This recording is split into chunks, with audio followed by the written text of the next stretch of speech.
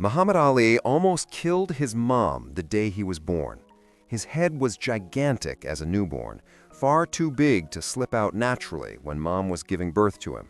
The doctors at the General Hospital in Louisville, Kentucky, tried every trick in the book to ensure they delivered him into this world without losing him, and it still almost didn't work. In the end, they resorted to using forceps, which caused Muhammad to be born with a lopsided head. Thankfully, his mom's own mother was there to console and help. Grandma reassured Mom that she would take care of her baby and sat with the newborn, rubbing his head gently from side to side. Whether this played a role in the beautiful shape it eventually came to be, I can't say, but those forceps left a mark on Muhammad's right cheek that would stay with him his whole life. Otherwise, as their mom always told them, you could see from the day he was born just how good-looking Muhammad would grow up to be. Those fine features that punches seemed to slip off, and that face that launched 1,000 newscasts, the one that almost everyone in the world would come to know. He was a beautiful boy from the first, and his mom loved him the instant she laid eyes on him. Still, not everyone recognized him so readily. Shortly after the birth, the nurses put the wrong baby in Odessa's bed, and she, still in a haze from the stress of the delivery, only realized that this wasn't her little baby boy after reading the name tag. Even though she must have been in a panic, softly spoken Odessa would have barely raised her voice to say, "Hey, this isn't my baby." She had a way of taking such indignities quietly, one of many respects in which she was the opposite of her husband. Finally, they brought Muhammad to her. She told people years later that all the babies in the ward were so quiet you would have been hard-pressed to hear any of those little souls crying. Except, of course, for Muhammad, who wouldn't stop. He went off like a rocket, already the loudest in the room after less than 24 hours in the world. And of course, he eventually turned on the babies, and soon they had started screaming too. Only Muhammad could set the whole ward off. Muhammad was loud from the day he was born. He bore the name Muhammad for the 5 decades, but when he came into the world, his parents named him after his father, Cassius Clay Marcellus Sr. He was born on 17th January 1942, and his brother was born 18 months later.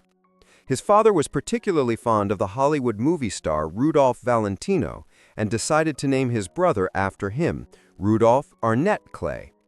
To Muhammad, though, he was always Rudy, and to Rudolph and the rest of the family, he was G, after his first words, GG, which he'd use when he needed food, his diaper changed, or even just affection.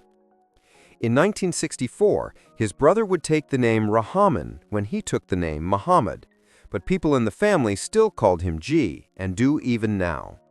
His father was Cash, and Mom was Bird, inspired by the way she would burst into beautiful laughter when Dad sang for her, or teased her, or told her jokes.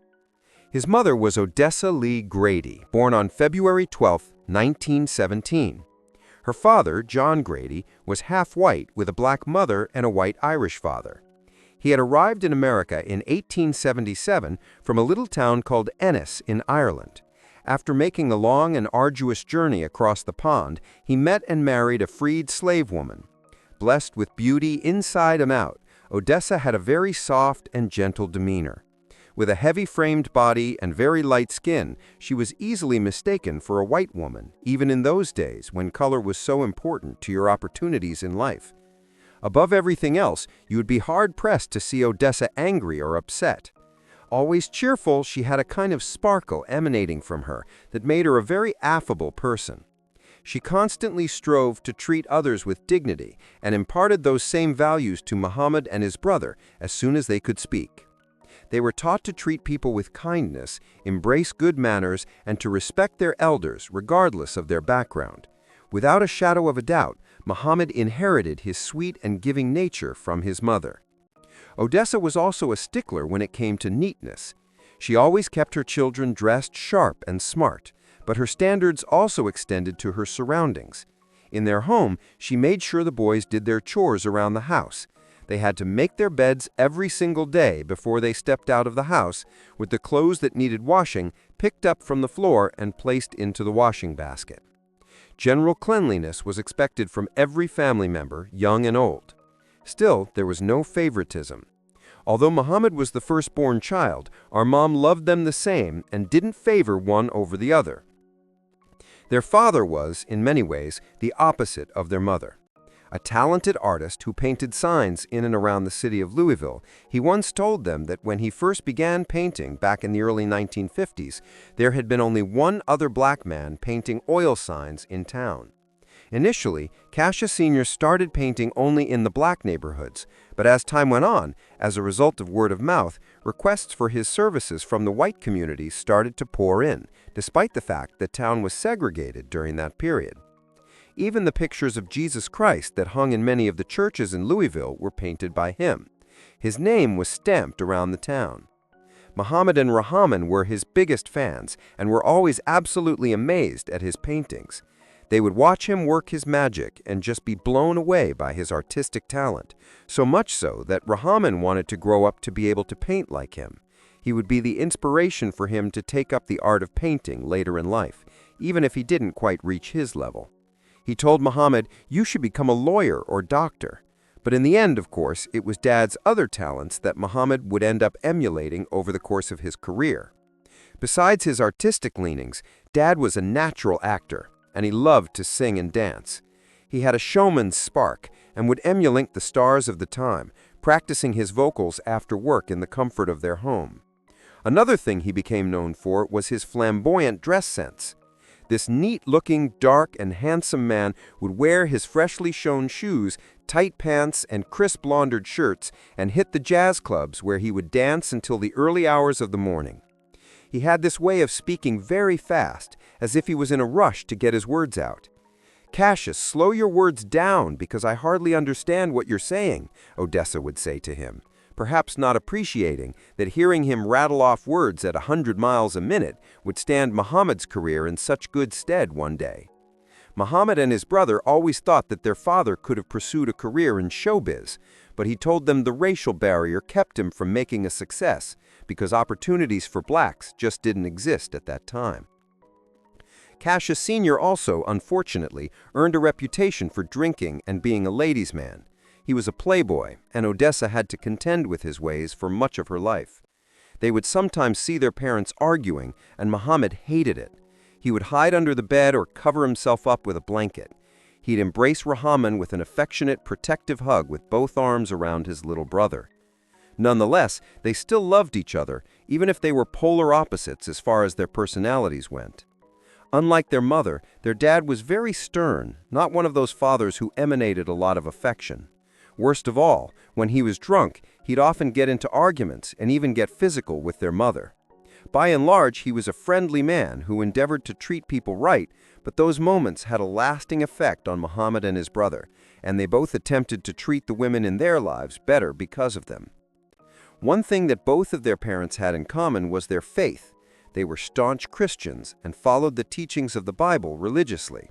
Back in time, without fail, Odessa would dress her boys up on Sunday mornings to attend church, to hear Reverend Wilson preach the gospel.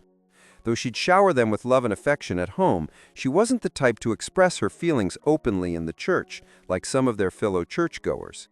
She was a quiet and peaceful lady in public, even if very little of that attitude rubbed off on her two boys. When Muhammad was a small child, he wouldn't sit still. He had what I guess you'd call an itch, an urge to always be active. He would try to talk at every opportunity he got, even opening his mouth when there was no reason to do it.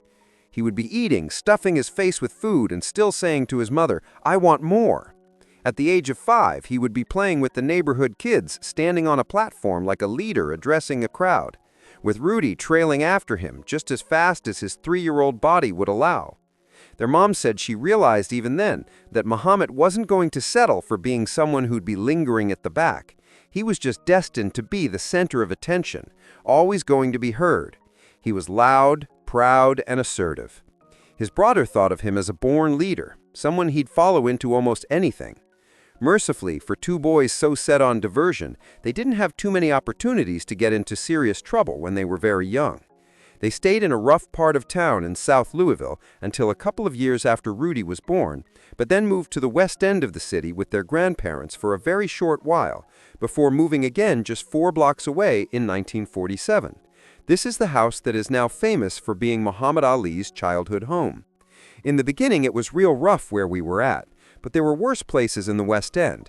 Grand Avenue, in some ways, was considered upscale compared to most of the other areas close by. In the East End of the city, Smoketown was really bad, but none of the black neighborhoods in Louisville were as bad as the ghettos in the bigger major cities, where African Americans were restricted to certain areas of the city, where the population density was often more than 4 times greater than white areas, and where employment opportunities were often restrictive. The neighborhood they grew up in was predominantly black, but there were some lawyers and doctors there, and they even had a few white families living alongside them. Still, I'd like to debunk a myth that has somehow persisted for decades, that Muhammad and his brother had a middle-class upbringing. Although they weren't the poorest people in the neighborhood, there were others worse off. Most of their childhood in Louisville was spent in semi-poverty. That's just the truth. Money was never easy to come by. There were plenty of times when they didn't even own a car, and when they finally did come by one, it was at least 10 years old. When it was inevitably in need of some good tires, Dad struggled to replace the old ones because of the cost. Their house, a bungalow, was a modest 2-bedroomed residence with a living room and a small dining area with a kitchen and bathroom. They had a small front yard and a very long backyard that extended from the back porch to an alley behind the house. There were several tall trees in the backyard, with a pond that had goldfish swimming in it. It wasn't a bad place to live by any means, but there were still times when they couldn't afford to fix things in their home and had to make do as a result. For several years, for example, their roof and walls were in such a bad state that rain was able to get through them. The front porch had been on the brink of falling apart almost since the day they moved in. Dad did try to get it fixed, but there were always more pressing financial concerns. Even most of the clothes that Muhammad and his brother wore when they were younger came from Goodwill. They wore second-hand shirts and shoes that cost $1 or less. So, no, I wouldn't classify Muhammad's upbringing as middle class at all. Though their father was a painter of some renown, and their mother had a job cleaning for some white families, in many ways they were always trying their best to make ends meet. But still, their parents would always put food on the table. And while Muhammad and his brother may not have had much money, have been showered with gifts, or got everything they wanted, the fact that they had each other was typically enough to make them happy. Muhammad and Rahman, for instance, shared a bedroom which was around 20 feet by 16 feet, with their beds right next to each other. For some kids, that might have been a chore, but for them, it just made them closer as brothers. He would have these late-night talks with his brother until they just fell asleep. He would tell Rahman that he had dreams and he wanted to grow up and be something in life.